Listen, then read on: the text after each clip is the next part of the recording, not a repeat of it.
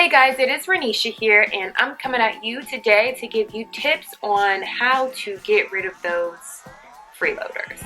With any relationship, there will be a give and take. 9 times out of 10, when someone is freeloading off of you, you are wasting your time and your money.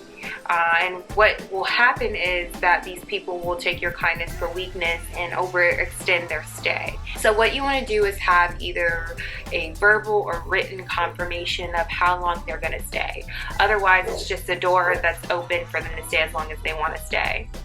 So the first tip that I'm going to give you guys is to definitely give that individual a deadline.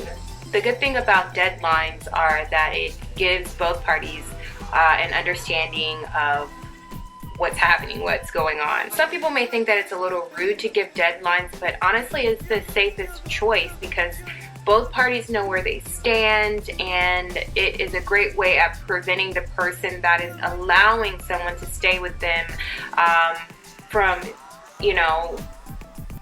being used with their time and their money. It's a mature thing to do. It's all about communication. That's the best method. Simply just inquiring, how long do you plan on staying?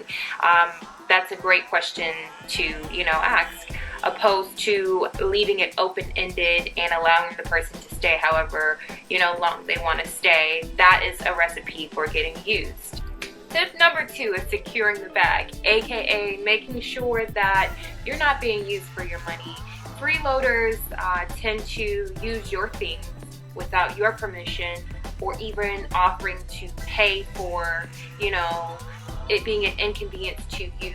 Things like eating your food, using your gym membership, driving your car, watching your television, asking for money. Like, these are things that freeloaders will request and not really think twice about paying you back or, what it takes for you to give these things. In order to prevent this from happening, at the start you need to define a clear line on what is yours and what is mine. So offering things like splitting the groceries, or if they are using your car, letting them know that they need to fill the car back up at least to what it was when they got in the car. Offering to pay certain bills. So if they use your cable, if they're using your water, chip in, here and there. You can definitely chip in and help your friends out, but there comes a certain point that you need to ask yourself if you are being taken advantage of. Okay, so my third and final tip on how to deal with freeloaders is kicking them to the curb.